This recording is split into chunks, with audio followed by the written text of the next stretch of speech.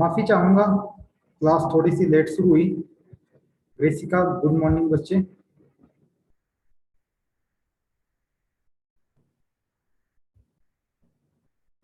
Class start late होने का मतलब यही था कि नेटवर्क इशू चल रहा है काफी ज्यादा। नेटवर्क प्रॉब्लम आ रही है बच्चे, इस वजह से आपकी क्लास की स्टार्ट नहीं हो पाई टाइम से। इनफैक्ट जो +2 की क्लास थी वो तो लास्ट के 5 मिनट तक चली नहीं थी, बार बार रिकनेक्टिंग रिकनेक्टिंग आ रहा था। ठीक है, वाईफाई यूज करके मैंने देख लिया, फोन का नेटवर्क यूज करके मैंने देख लिया। प्रेजेंट में जो फोन का नेटवर्क है वही चल रहा है। सारे चांसेस मैंने अप्लाई करके देख लिए, लेकिन प्रॉब्लम आ रही है थोड़ी सी, क्योंकि कभी कभी ऐसा सिस्टम आ जाता है कि हाँ नेटवर्क इशू आना ही बनता है। ठीक है, जैसे आप देख रहे हो अपनी स्क्रीन के ऊपर, एक तो मैंने ये ले रखा है वाईफाई जियो का,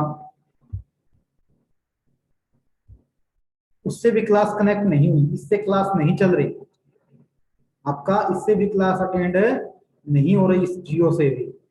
मतलब ये पूरा पूरा डब्बा बन चुका है।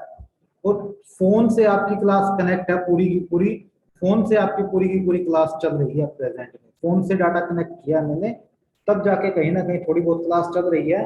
बाकी अगर क्लास रिकनेक्ट आ जाए तो प्लीज गुस्सा मत करना, नेटवर्क इशू है जिसमें कोई किसी का सगा नहीं होगा नेटवर्क में। तो हो सकता है नेटवर्क इशू की वजह से आपकी क्लास बीच में ही रुक जाए, तो थोड़ा सा एडजस्ट करना।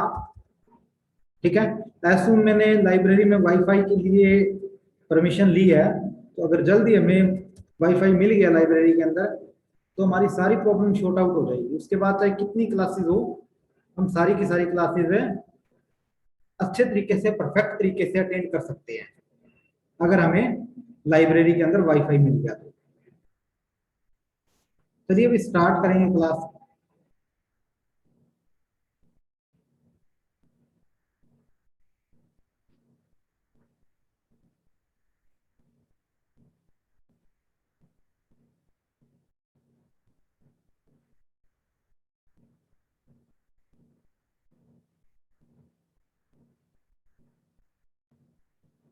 कमेंट करके बता दीजिए स्क्रीन विजिबल है क्या, ऑडियो अच्छे से आपको सुनाई दे रही है क्या।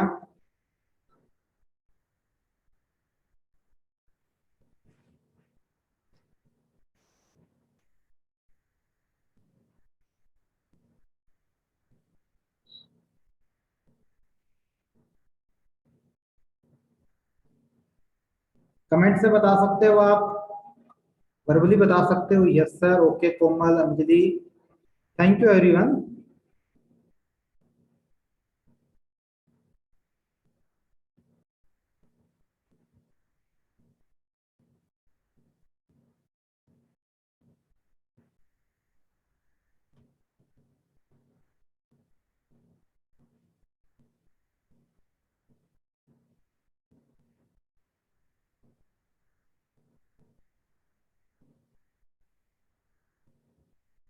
टॉपिक है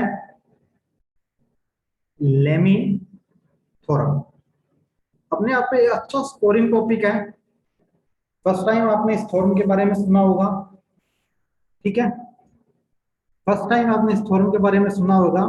it state that if three force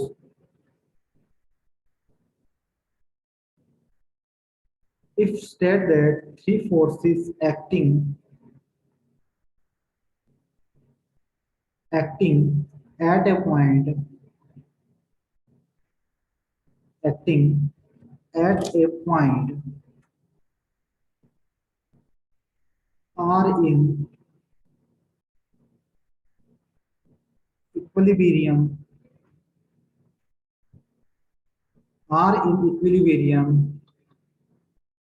then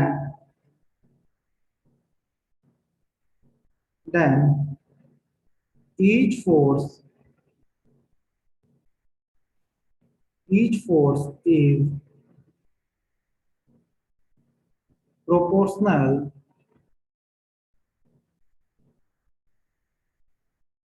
proportional आ गया proportional to the angle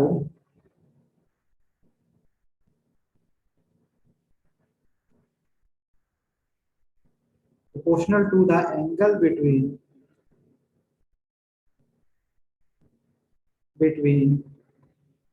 the other two forces। क्या कहा है इसने? It is state that if three forces acting on A point, मतलब एक पॉइंट के ऊपर तीन डिफरेंट डिफरेंट फोर्सेस निकल रहे हैं, ठीक है, आर इन इक्विलिब्रियम, सारे के सारे फोर्स इक्विलिब्रियम है, then each force is proportional to the angle between their two forces. मतलब एक दूसरे के वो फोर्सेस है वो डायरेक्टली प्रोपोर्शनल बताया गया। कैसे? डायग्राम के अकॉर्डिंग समझेंगे आप इसके। जैसे ये एक पॉइंट है, ठीक है, ये एक पॉइंट है, यहां से एक फोर्स निकला, यहां से एक फोर्स निकला, ए निकल गया अभी, क्लियर है। यहां से दूसरा निकला, निकल गया अभी बी। यहां से तीसरा निकला, निकल गया अभी सी। एंगल कंसीडर्ड कर रहे हैं, एंगल बना रहे हैं, then alpha beta gamma, alpha beta gamma तीनों एंगल बना रहे हैं। इट मीन इसकी स्टेटमेंट क्या दी है? जो ए एंगल ए अपॉन में sine alpha is equal to, मतलब ए ही है ना, इसके बिल्कुल सामने वाला एंगल कौन सा है? ये है। तो ए अपॉन में साइन अल्फा, बी अपॉन में साइन बीटा,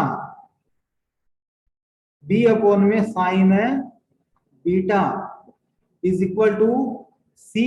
सी का अपोजिट कौन सा है? गामा। तो सी अपॉन में साइन गामा। ये क्या होगी? हमारी लेमिन्स थ्योरम होगी। ये हमारी क्या होगी? लेमिन्स थ्योरम होगी। लेकिन इसकी कुछ इक्विलिब्रियम बनाने की कंडीशंस होगी। वो इक्विलिब्रियम की कंडीशंस हम जस्टिफाई करेंगे। सबसे पहले हमें इक्विलिब्रियम की कंडीशंस लिखनी है।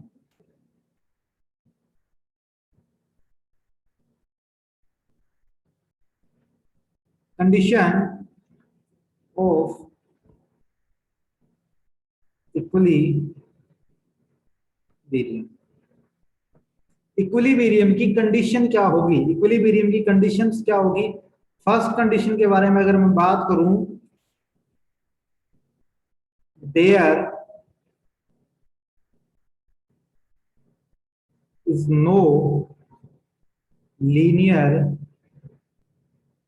Motion, there is no linear motion of the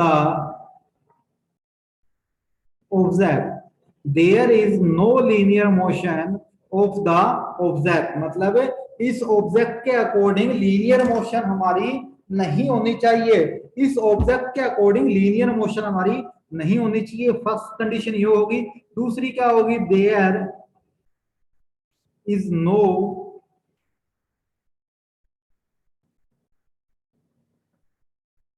rotational,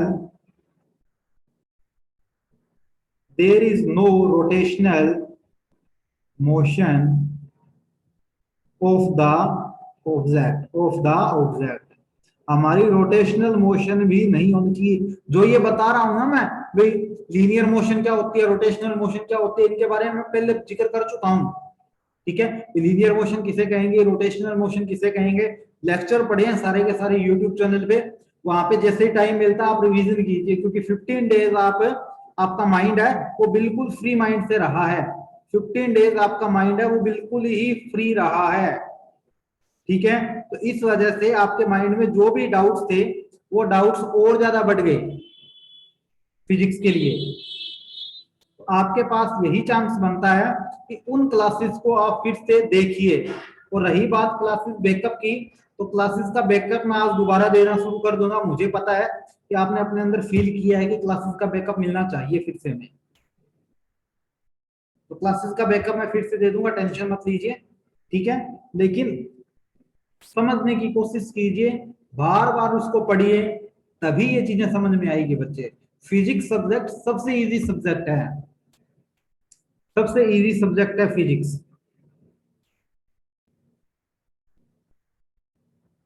there is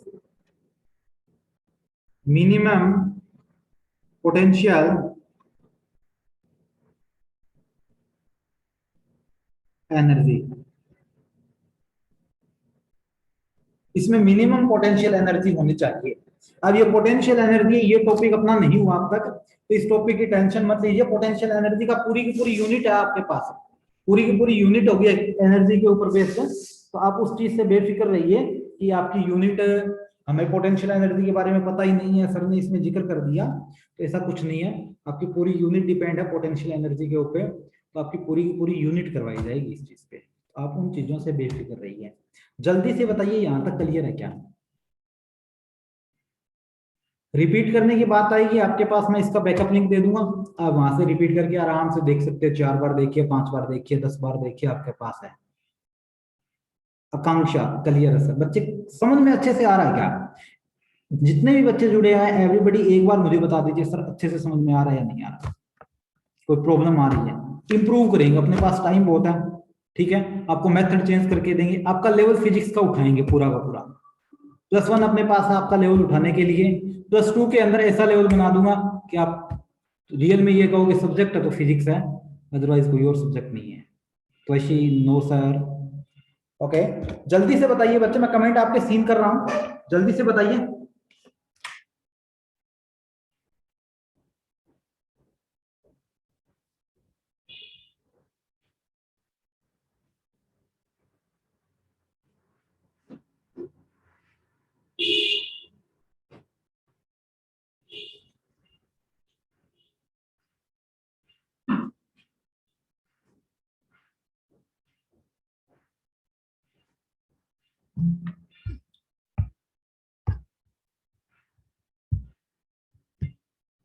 Anjali clear है, शिक्षा क्लियर है?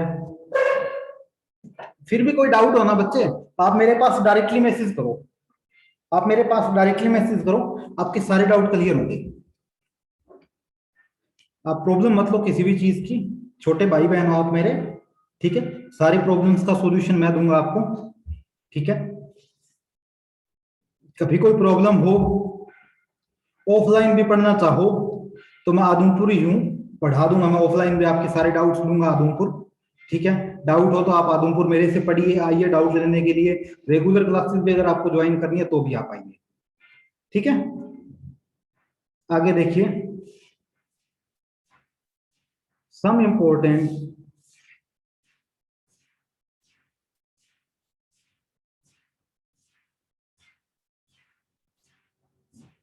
some important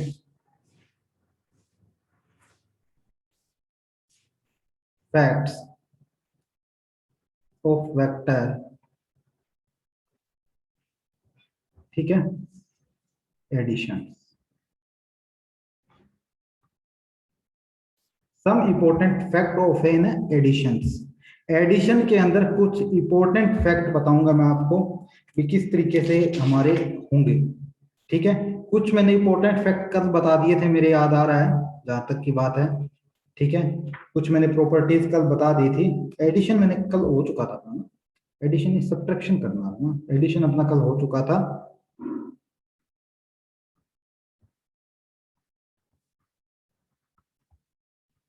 कुछ इंपॉर्टेंट फैक्ट्स करेंगे अपन सब्ट्रैक्शन के, ठीक है। जैसे फर्स्ट की अगर मैं बात करूं, a vector minus b vector है, इसको मैं ऐसे लिखूंगा, a vector plus minus b vector, it mean opposite direction है दोनों की, डायरेक्शन इज अपोजिट, दोनों की जो डायरेक्शन है वो क्या है, अपोजिट है।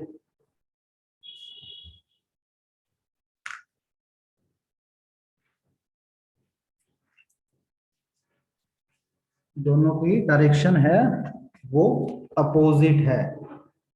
ठीक है, फर्स्टली क्या आएगा, इस केस में दोनों की डायरेक्शन जो मेरी बनेगी वो अपोजिट बनेगी। ठीक है, दूसरा केस देखो, ए वेक्टर माइनस बी वेक्टर है, ये मेरा नोट इक्वल होगा, सबको पता है नहीं होगा इक्वल, लेकिन कंडीशन इसने दे रखी है बुक के अंदर भी, माइनस ए वेक्टर, ये इससे इक्वल नहीं होगा।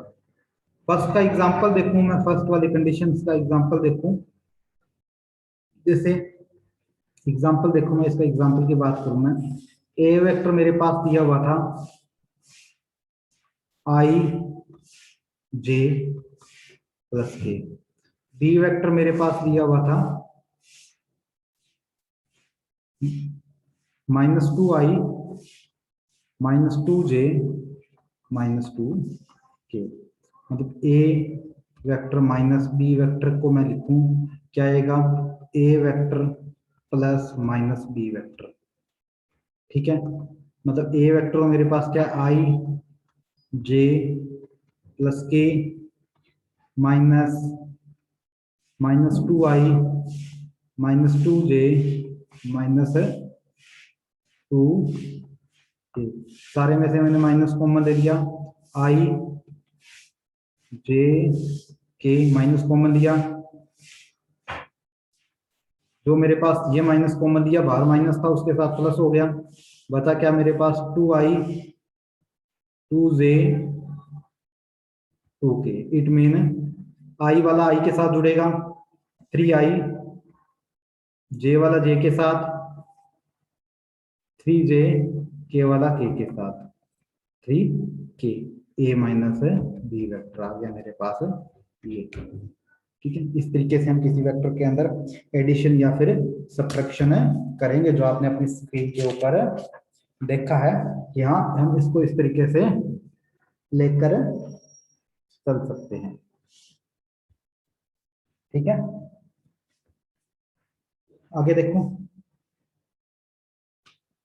जीरो वेक्टर और नल वेक्टर।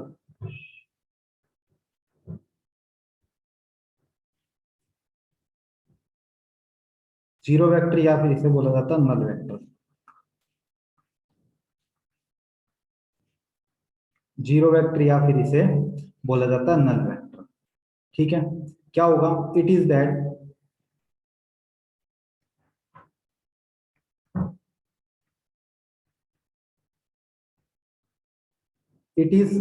वेक्टर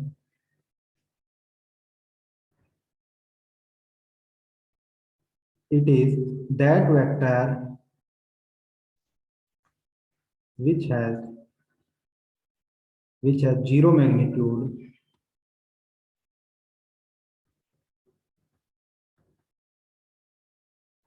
मतलब कोई एक ऐसा वेक्टर जिसका जो मैग्नीट्यूड है वो क्या है, जीरो आई। या फिर मैं बोलूं कोई कोई वेक्टर है, ए वेक्टर है कोई, उसका मैग्नीट्यूड है वो किसके इक्वल आए, जीरो के आए। जैसे मैं एग्जांपल लूं इसका, जीरो आई जीरो जे जीरो के, मैग्नीट्यूड निकालो इसका, जीरो प्लस जीरो, ए वेक्टर था कोई ये मेरा। ठीक है, तो क्या आया, ए वेक्टर का मैग्नीट्यूड, ए वेक्टर का मैग्नीट्यूड क्या आया, zero. This is a zero vector. ठीक है, this is a zero vector. Property देखो जीरो वेक्टर की कुछ, जैसे फर्स्ट की अगर मैं बात करूं, ए वेक्टर है कोई, उसके अंदर मैंने जीरो वेक्टर कोई जोड़ दिया, मैंने जीरो वेक्टर जोड़ दिया, तो वो मेरा क्या आएगा, ए वेक्टर ही आएगा। सेकंड प्रॉपर्टी देखो, ये प्रॉपर्टी कॉमन से लग रही है लेकिन ये प्रॉपर्टी आपकी एग्जाम में आती है। एन वेक्टर, एन कोई मेरे पास है नंबर है, एन कोई मेरे पास स्केलर है, उसके अंदर मैंने जीरो वेक्टर मल्टीप्लाई करवा दिया, तो वो मेरे पास क्या हो जाएगा, जीरो वेक्टर हो जाएगा।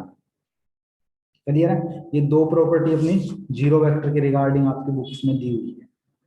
ठीक है, यहाँ तक क्लियर है, किसी बच्चे कोई डाउट?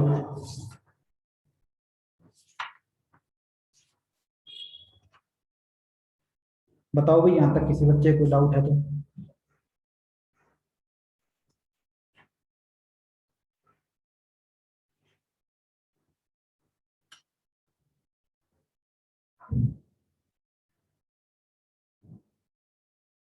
आगे बढ़ते हैं।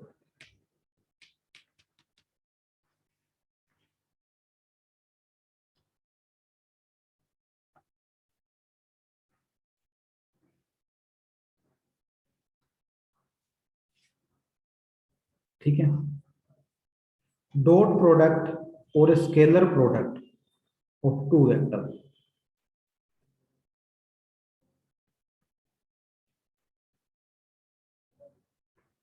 Dot product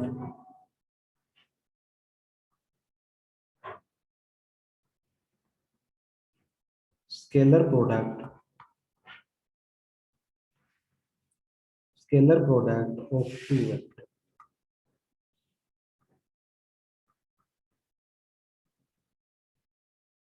of two vector.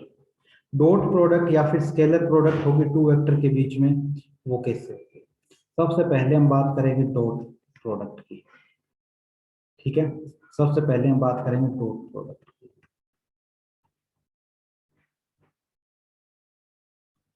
ठीक है, सबसे पहले हम बात करेंगे डॉट प्रोडक्ट की। क्लियर है?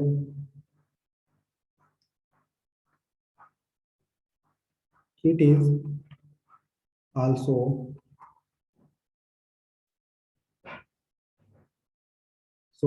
defined as the it is also defined as the product of the magnitude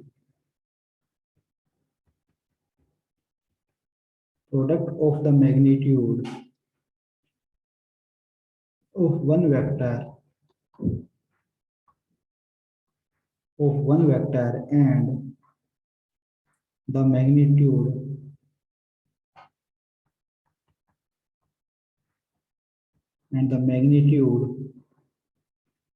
of component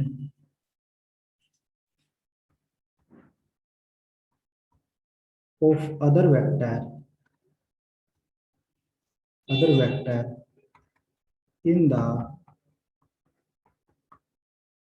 direction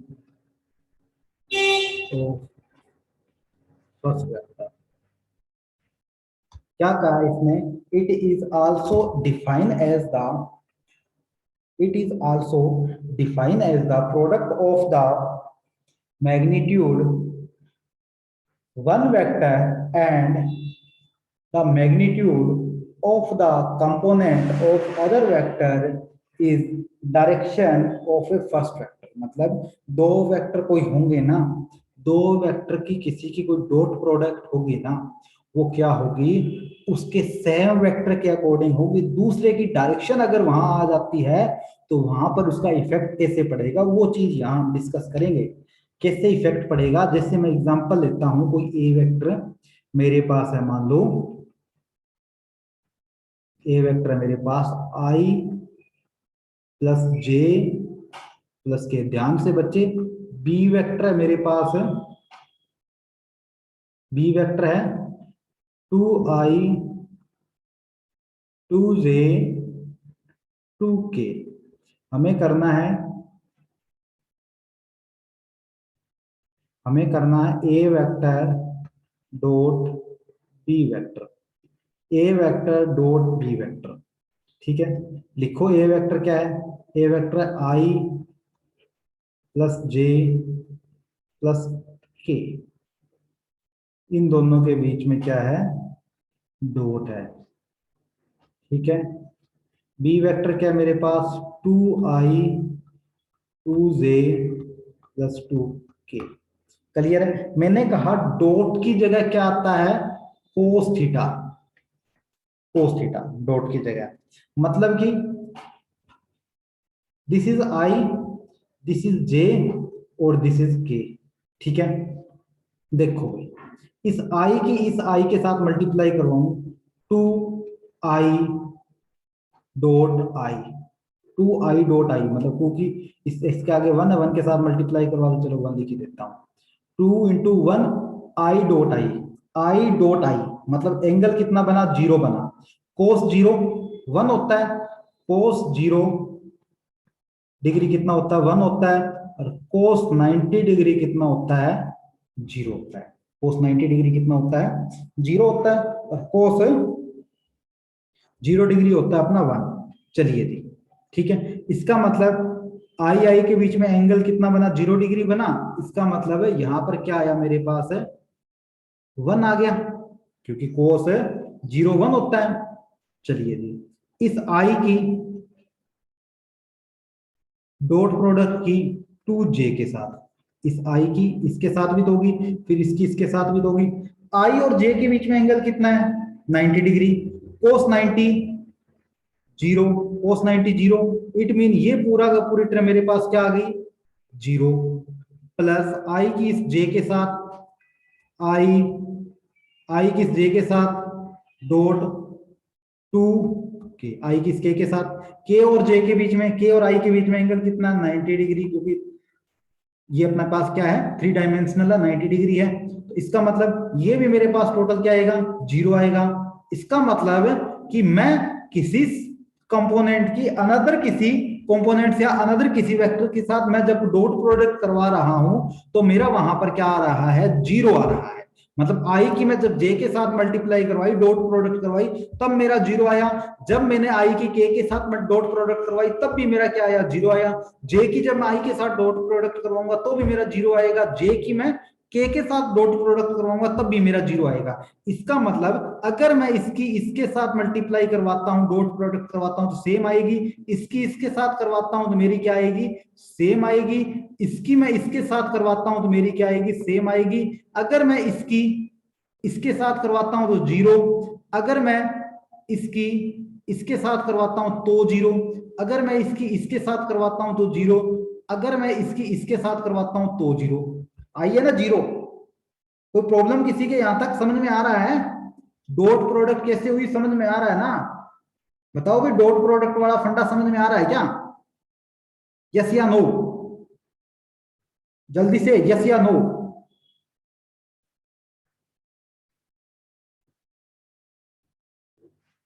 everybody is here to me?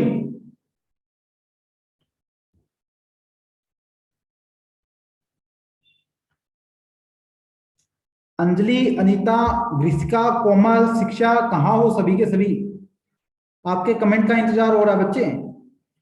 Please repeat sir dot product, कोई दिक्कत नहीं है तो वैसे रिपीट कर देंगे, ठीक है। इस आई की इस आई की जब इस आई की जब इस आई के साथ डॉट प्रोडक्ट करवाई तो एंगल कितना बना, एंगल बना अपना 0 डिग्री। कोस 0 होता है मेरा 1, कोस 0 होता है मेरा 1। इसका मतलब मेरे पास सेम आ गया। जब मैं इस आई की इस जे के साथ करवाऊंगा तो कोस 90 बन जाएगा, कोस 90 होगा तो मेरा क्या होगा 0 होगा। जब मैं इस जे की इस आई के साथ मल्टीप्लाई करवाऊंगा डिफरेंट आ गए तो कोस 90 0। जब मैं इस के की इस जे के साथ करवाऊंगा 0। मतलब मेरे पास रिजल्ट क्या आया, बात मेरे पास क्लियर सी निकल के यही आई कि जब मैं आई आई की मल्टीप्लाई करवाता हूं तो कोस 0 बनता है, इसका मतलब मेरा 1 बनता है। आई की जब मैं जे के साथ करवा रहा हूं तो मेरा 0 बन रही है पूरी पूरी प्रोसेस। जे की जब मैं के साथ करवा रहा हूं तब मेरी 0 बन रही है। मतलब ओवरऑल यहां पर रिजल्ट क्या निकला, रिजल्ट ये निकला कि जब मैं सेम कंपोनेंट के साथ उसकी डॉट प्रोडक्ट करवा रहा हूं तभी मेरा एक रिजल्ट निकल कर आ रहा है। बाकियों के साथ जब मैं डॉट प्रोडक्ट करवा रहा हूं, बाकियों के साथ जब मैं डॉट प्रोडक्ट करवा रहा हूं तो मेरी 0 आ रही है। देख लीजिए आप 0 आ रही है, कैसे आ रही है 0? मैं बताता हूं आपको 0 कैसे आ रही है। देखो इस आई की इस जे के साथ देखो 1i 1i डॉट 2j, मतलब 2i डॉट j। आई और जे के बीच में एंगल कितना 90 degree.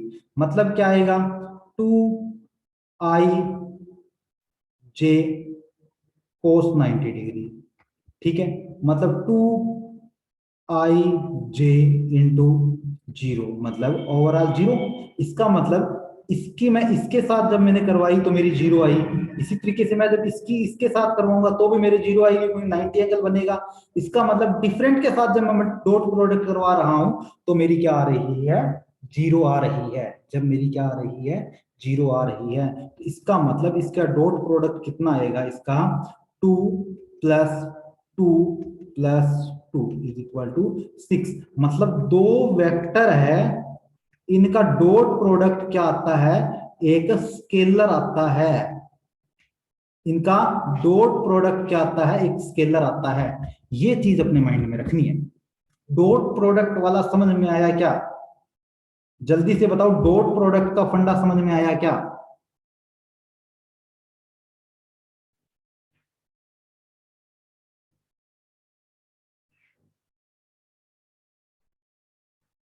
Okay Anjali, thank you. Rishika thank you. आ गया ना सबके समझ में अब? ओके, शिक्षा आज की क्लास में यही ओवर कर रहा हूं, ठीक है। डॉट वाला अपना फंडा क्लियर हो चुका है, उसके बाद अपन आगे चैप्टर बढ़ेंगे क्रॉस प्रोडक्ट का। क्रॉस प्रोडक्ट के कल करेंगे, डॉट प्रोडक्ट के कल कुछ एग्जांपल भी करेंगे हम, ठीक है। थैंक यू एवरीवन, मिलेंगे कल इसी टाइम पे, ठीक है। एक काम करना, कम से कम आप 20, कम से कम आप 20 क्या करोगे, रिवीजन करोगे डॉट प्रोडक्ट की। आपके पास बुक है, डॉट प्रोडक्ट के बहुत से एग्जांपल है उसके अंदर, आप कम से कम 20 टॉपिक उठाकर उनकी रिवीजन करोगे। 20 ऐसे इक्वेशंस लेकर, वेक्टर क्वांटिटी लेकर उनकी रिवीजन करोगे आप डॉट प्रोडक्ट के बेस पे, ठीक है। क्लियर है? ये आपका होमवर्क रहेगा, बाकी मैं डाल दूंगा वहां होमवर्क भी। Okay, thank you everyone.